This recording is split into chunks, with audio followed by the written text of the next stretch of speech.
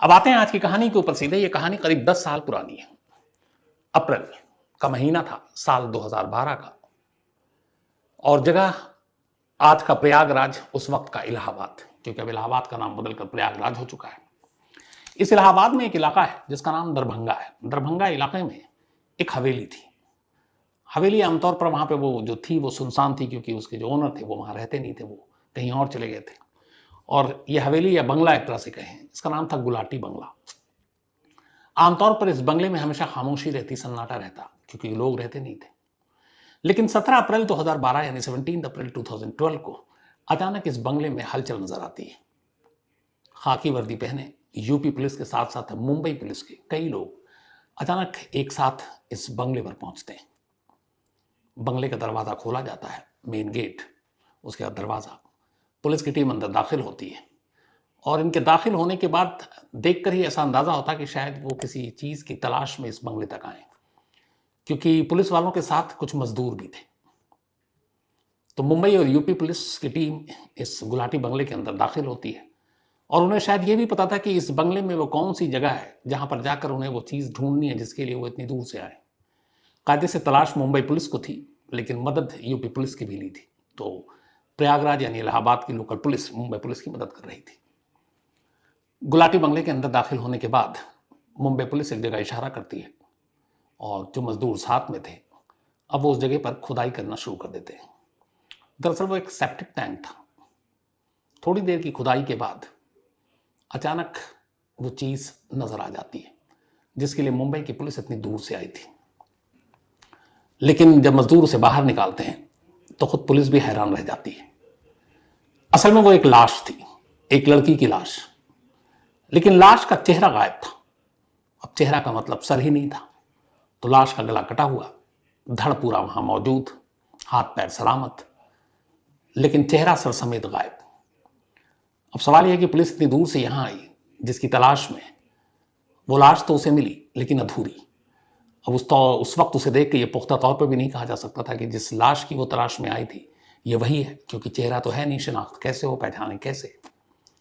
तो अब मुंबई पुलिस के सामने अजीब उलझन कि वो क्या करे। तभी जो उनके सीनियर अफसर थे, जब उन्होंने उस लाश को पूरा देख लिया, इसके बाद फिर उन्होंने धीरे से अपने जूनियर अफसर से कहा कि उन दोनों को बुलाकर लेकर आओ। अब मुंबई पुलिस के साथ दो और लोग थे, दोनों नौजवान। एक लड़की थी जो मॉडल और एक लड़का था जो डांसर और एक्टिंग में भी अपना शौक रखता था। इन लोगों ने मुंबई में कुछ छिटपुट फिल्मों में काम भी किया। इनमें से एक का नाम प्रीति था और दूसरे का नाम अमित। 34 साल का अमित और करीब 26 साल की प्रीति। अब दोनों को अंदर बुलाया जाता है। इसके बाद मुंबई में से जो पुलिस वाले आए थे वो उससे अमित से पूछते हैं कि बताओ, लाश तो यहां है लेकिन ये अधूरी है, पूरी लाश कहां है, यानी इस लाश का सर और चेहरा कहां है। पहले तो दोनों इधर उधर की बातें करते हैं, लेकिन फिर पुलिस सख्त होती है और उसके बाद अमित फिर कहता है कि चलिए मैं आपको बाकी का जो हिस्सा है वो बताता हूं कहां है। अब इसके बाद मुंबई पुलिस अमित और प्रीति को लेकर इलाहाबाद से निकलती है, लखनऊ होते हुए। अब इनका रुख वाराणसी यानी बनारस की तरफ। करीब 4 घंटे तक इलाहाबाद से लोग सफर करते हैं, 4 घंटे से भी थोड़ा ज्यादा हो जाता है। और जिस जिस जगह पे वो अमित और प्रीति बताते रहते हैं उन सड़कों से ये गुजरते रहते हैं। आखिरकार एक जगह पर, एक सुनसान जगह पर सड़क किनारे अमित इशारा करता है गाड़ी रोकने का, गाड़ी रुकती है। उसके बाद वो बताता है कि ठीक इसी जगह हमने बाईं तरफ एक पॉलिथीन और थैले में लपेटकर उस अधूरी लाश का पूरा हिस्सा यहां फेंका है। पुलिस की टीम उतरती है, कुछ वक्त लगता है, आसपास तलाश करती है, तलाश कामयाब रहती है। अधूरी लाश अब पूरी हो चुकी थी, सर और चेहरा मिल चुका था और अब लगभग ये साफ हो चुका था कि मकतूल यानी मरने वाली लड़की कौन है। उस लड़की का नाम था मीनाक्षी थापा। मीनाक्षी थापा नेपाल की रहने वाली एक खूबसूरत लड़की, हिंदुस्तान पढ़ने आई। मीनाक्षी का एक भाई आर्मी में, और उसने देहरादून से अपनी पढ़ाई की, दून स्कूल से।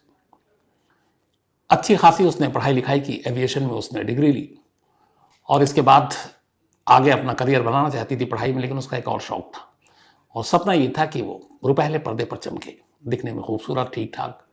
तो उसे लगा कि फिल्म इंडस्ट्री में, एक्टिंग में अपना करियर आजमाना चाहिए। माँ बाप भी अपनी बेटी की इस ख्वाहिश के साथ थे। बेटी अच्छी पढ़ी लिखी थी, समझदार थी। उन्हें लगा, वो डांस वांस भी जानती थी, कि शायद मुंबई में किस्मत चमक जाए। तो मीनाक्षी थापा ऐसे तमाम सैकड़ों हजारों नौजवानों की तरह तमाम अपनी ख्वाहिश हसरत लिए हुए सपनों की दुनिया में पहुंचती है मुंबई।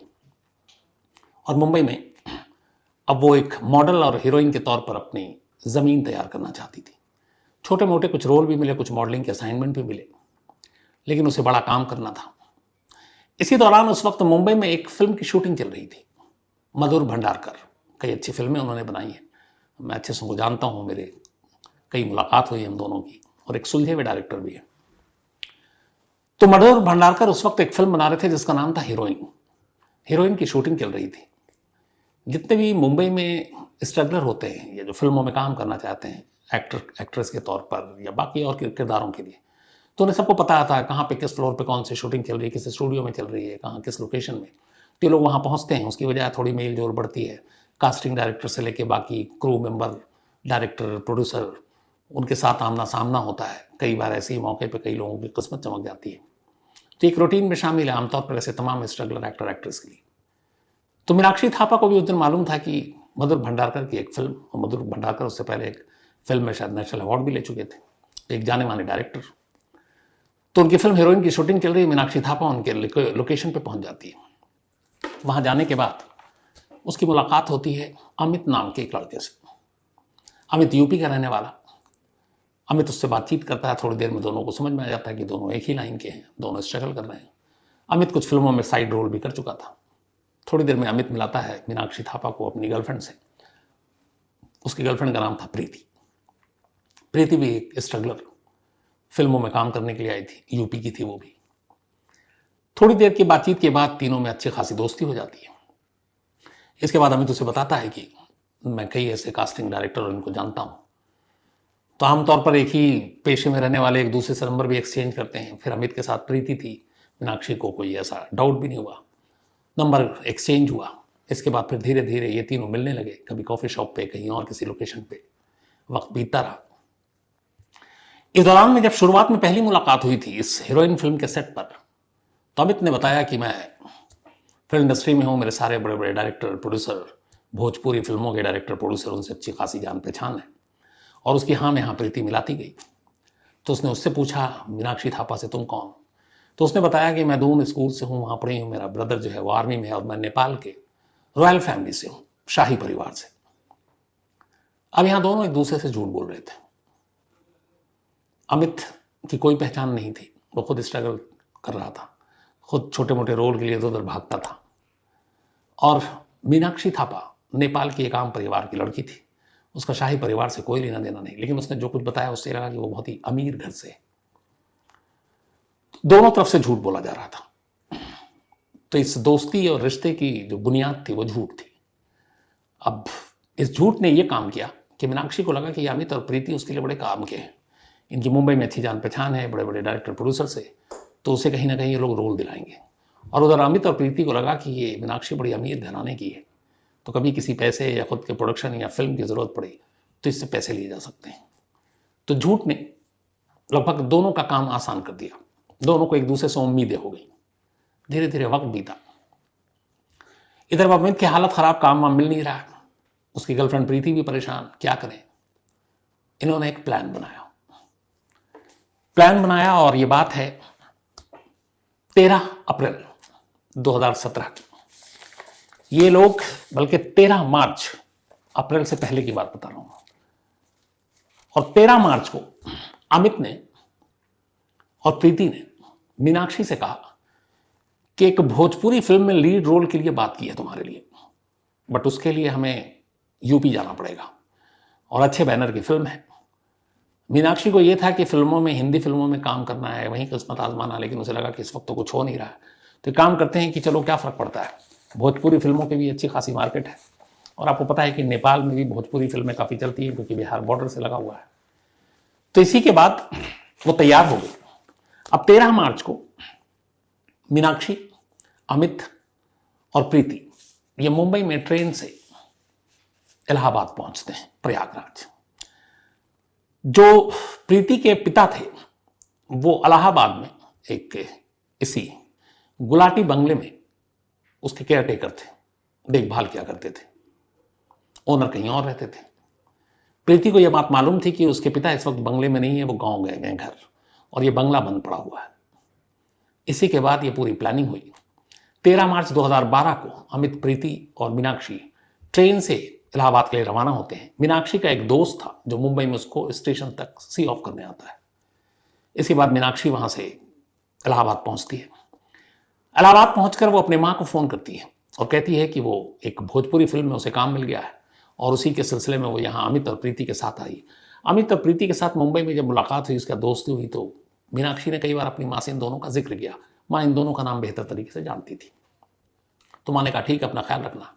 इसके बाद 14 मार्च को भी मीनाक्षी ने अपनी माँ से बात किया और कहा कि मैं ठीक हूँ, यहाँ सब कुछ। हर रोज वो माँ को एक कॉल करती थी।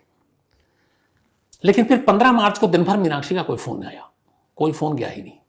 माँ ने कई बार किया फोन, लेकिन बात नहीं हुई। 16 मार्च को भी किया, कोई जवाब नहीं आया। माँ परेशान। माँ ने अपने बेटे को, जो आर्मी में था, उसने कहा कि उससे मीनाक्षी से कांटेक्ट नहीं हो पा रहा, ज़रा पता करो। उसने मुंबई में अपने दोस्तों को पूछा। दोस्तों ने कहा कहीं होगी, बिजी होगी, ऐसे लोकेशन पे होगी तो फ़ोन काम नहीं कर रहा होगा। भाई ने फिर माँ को समझाया। लेकिन फिर 17 मार्च 2012 की तारीख आती है। मीनाक्षी की माँ के मोबाइल पर एक मैसेज आता है, और उस मैसेज में लिखा था कि अगर अपनी बेटी को जिंदा देखना है तो 15 लाख रुपए का इंतजाम करो। अब इस मैसेज को पढ़ते ही माँ घबरा गई। उसे लगा 2 दिन से मीनाक्षी से बात नहीं हो रही, ऊपर से ये मैसेज आ रहा है। वो फौरन अपने बेटे को बताती हैं। बेटा कहता है कि आप घबराओ मत, मैं मुंबई जाता हूं। अब बेटा उधर मुंबई के लिए निकलता है। इधर इस बीच में दूसरा मैसेज आता है। दूसरे मैसेज में लिखा था कि अगर इस बात की खबर पुलिस को देने की कोशिश की तो तुम्हारी बेटी की अश्लील फिल्म बनाकर इंटरनेट पर वायरल कर देंगे। माँ और घबरा गई। अब इधर मीनाक्षी का भाई मुंबई पहुंचता है। मुंबई जाने के बाद वो मीनाक्षी के दोस्त से मिलता, उस दोस्त से जिसने मीनाक्षी को रेलवे स्टेशन पे छोड़ा था। इधर इस दौरान इस 2 मैसेज के बीच में अब माँ को अपने बेटी की भी चिंता है। बेटा जो है वो भी कहता है कि हमारी बहन को कुछ नहीं होना चाहिए। तो उन्होंने कहा इतने पैसे तो है नहीं, फिर भी ये लोग उसको एक अकाउंट नंबर देते हैं और कार्ड का नंबर और वो सारी चीजें। 15 लाख मांगते हैं, लेकिन 60,000 रुपए अकाउंट में आते हैं, 60,000 सिर्फ। और माँ कहती है कि हम लोग बहुत गरीब हैं, इतने पैसे नहीं हैं। अब इधर भाई मुंबई पहुंच गया, उधर 15 लाख की मांग हो रही है और 60,000 रुपए जो उसने अकाउंट नंबर दिया उस अकाउंट में आ गए नेपाल से। अब मांगने वाले को गुस्सा आ रहा है कि कहां 15 लाख, कहां 60,000। भाई मुंबई पहुंच चुका है, अब वो अपनी बहन को तलाश रहा है। अब इधर इस बीच में फिर से इलाहाबाद चलते हैं, इसी गुलाटी बंगले पर। दूसरा दिन है, मीनाक्षी पहुंच चुकी है। 15 मार्च की तारीख है। 15 मार्च को अचानक पता चलता है कि मीनाक्षी को कि शायद अभी यहाँ पे कोई फिल्म है नहीं, इसे बेवकूफ़ बना रहे हैं। इधर इन दोनों को लगता है कि अब ज़्यादा देर तक इसको बेवकूफ़ बना नहीं सकते हैं, क्या करें। तो 15 मार्च को मौका मिलते ही अचानक अमित मीनाक्षी को पकड़ता है और उसका गला घोंट देता है। इस काम में प्रीति उसकी मदद करती है, और उसे यह भी लगा कि कहीं इसने सब कुछ सच बता दिया तो फिर क्या होगा। और दूसरा यह था कि मारने के बाद अब मीनाक्षी के घर वालों से पैसे लेने। तो मीनाक्षी बेशक मुंबई से ट्रेन में अपनी मर्जी से आई, लेकिन प्लानिंग ऐसी थी कि एक तरह की वो एक किडनैपिंग थी, सामने वाले की मर्जी से ही किडनैपिंग, कि वो उसे बहला कर ले आ रहा है और वो चली आ रही है। लाने के बाद अब उसे फिरौती चाहिए, रैंसम। मीनाक्षी के जीते जी मुश्किल है ये। तो अमित और प्रीति ने मीनाक्षी को पहले मार डाला। मारने के बाद उसके फ़ोन लिए, उसके एटीएम पिन, अच्छा इस दौरान में उसके जो एटीएम नंबर थे वो सब इन्होंने पता कर लिया। तो उसके एटीएम में जितने पैसे थे वो भी निकाल लिए जाकर अलग अलग इलाहाबाद से। फिर माँ को मैसेज किया एक, उसी के नंबर से, मीनाक्षी के, और कहा कि 15 लाख चाहिए। 60,000 मिले। उन्हें गुस्सा भी आया था। अब मीनाक्षी को कत्ल तो कर दिया, उन्हें लगा कि इस लाश का क्या करें। फिर उन्होंने कहा कि लाश की आइडेंटिटी जो है वो डिस्क्लोज नहीं होनी चाहिए, ऐसा लगे कि कोई लावारिस लाश है। फिर उन्हें आइडिया आया कि एक काम करो, इस लाश का चेहरा ही हटा दो। फिर दोनों बाजार से तेज धार हथियार लेकर आए। उन्होंने गला काट दिया। धड़ को उसी बंगले में पीछे झाड़ जंगल था, वहीं पे एक सेप्टिक टैंक, उसके अंदर डालकर बराबर कर दिया मिट्टी। सर को उन्होंने एक पॉलिथीन में रखा, पॉलिथीन को एक थैले में रखा, और अब सोचने लगे क्या करें। फिर इसके बाद दोनों प्रीति और अमित सर को अपने साथ लेते हैं, उस थैले को साथ लेते हैं और दोनों इलाहाबाद में एक बस में सवार हो जाते हैं। इस बस से अगले 4 से 6 घंटे तक वो बस में ही हाथ में एक सर लिए जो पॉलिथीन के अंदर दिख नहीं रहा है, वो ट्रैवल कर रहे हैं और उस बस में तमाम मुसाफिर हैं। अब आप सोचिए, बस में तमाम लोग हैं और उस बस के अंदर ही 2 लोग ऐसे हैं जो एक कटा हुआ सर लेकर सफर कर रहे हैं। अब ये बस की विंडो पे बैठी हुई थी अमित भी और ये दोनों साथ, 2 सीटर था जो 2 लोग बैठते हैं। थोड़ा सा अंधेरा हुआ, रात का वक्त, कुछ दिखाई नहीं दे रहा है। इन्होंने देखा कि एक जगह बड़ा सुनसान सा इलाका है, वाराणसी से जस्ट पहले। उसके बाद उन्होंने उस पॉलिथीन को उसी सुनसान इलाके में विंडो से हाथ बाहर निकाला और दूर झटक दिया, तो सर कहीं जाकर गिर गया। चलती बस में ये आगे निकल गए। इन्हें लगा चलो आपको पहचान नहीं पाएगा। कई दिनों तक सर यूं ही पड़ा रहा, उधर लाश भी यूं ही पड़ी रही। इस कत्ल के बारे में दुनिया में किसी को पता नहीं। अब इसके बाद इन्होंने फिरौती के लिए मैसेज किया, पहली बार 17 मार्च को, यानी मीनाक्षी के कत्ल के 2 दिन बाद मार चुके हैं और फिर उसके बाद फिरौती मांग रहे हैं। अब भाई मुंबई पहुंच चुका है, उसे कुछ नहीं मालूम उसकी बहन का भी क्या हुआ है, वो परेशान है। मुंबई जाने के बाद पुलिस में अंबोली पुलिस स्टेशन पहुंचते हैं, रिपोर्ट लिखाते हैं। अंबोली पुलिस भी अब थोड़ी सी एक्टिव हो जाती है। मामला एक नेपाली सिटीजन का था और मुंबई में इस तरह वो आई और उसके बाद से वो गायब है। धमकी भरे मैसेज आए हैं। अंबोली पुलिस ने सबसे पहले मीनाक्षी के तमाम दोस्तों से पूछताछ की। उन दोस्तों में से वो दोस्त भी था जिसने बताया कि मैंने उसको स्टेशन पे छोड़ा था और वो अमित और प्रीति नाम के 2 लोगों के साथ गई थी और वो कई बार अमित प्रीति से मिल चुका। अब पुलिस ने अमित और प्रीति को ढूंढना शुरू किया मुंबई में। पता चला वो दोनों तो है नहीं वहाँ। अब पूरा डाउट उन्हीं के ऊपर। अमित और प्रीति का जो घर का एड्रेस था वहां ढूंढा, वहां भी नहीं थे। आखिरकार ये दोनों अप्रैल से पहले, मतलब ये 17 मार्च को हुआ, अप्रैल फर्स्ट वीक में काफी वक्त के बाद, मतलब लगभग 15-20 दिन बीत जाते हैं, लखनऊ से गिरफ्तार होते हैं। मुंबई पुलिस को एक टिप ऑफ मिलता है, चूंकि पुलिस ने अपने मोबाइल लगा रखे थे और ये दोनों कत्ल के बाद मुंबई नहीं लौटते क्योंकि उन्हें मालूम है मुंबई पुलिस ढूंढ रही है। तो लखनऊ में एक इन्फॉर्मेशन मिलती है एक मुखबिर से और लखनऊ पुलिस इनको पकड़ लेती है, अमित को और प्रीति को, और उसके बाद मुंबई पुलिस को इन्फॉर्म करती है। मुंबई पुलिस फिर आकर इन दोनों को ले जाती है। अब वहाँ इनसे लंबी पूछताछ होती है। उस पूछताछ के बाद पुलिस की सख्ती के आगे ये टूट जाते हैं, फिर बताते हैं कि उन्होंने क्या किया।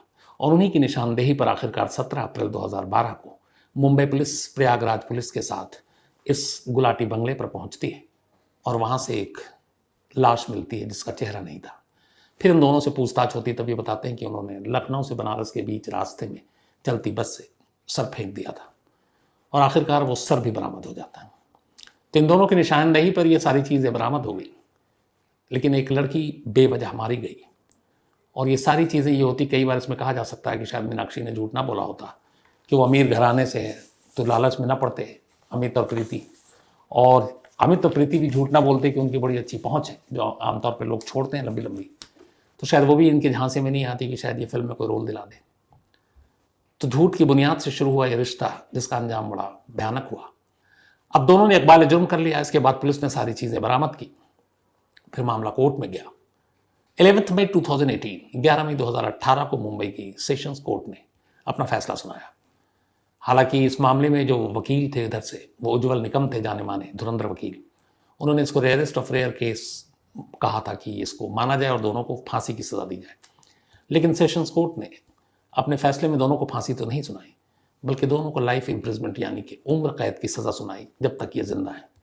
सेशन कोर्ट का ये फैसला, अमित और प्रीति दोनों को उम्र कैद की सज़ा, दोनों इस वक्त जेल में हैं। इन्होंने इस फैसले को हाईकोर्ट में चुनौती दे रखी है। हाईकोर्ट का भी फैसला आया नहीं है। जब इसमें कभी अपडेट आएगा आपको ज़रूर जानकारी देंगे।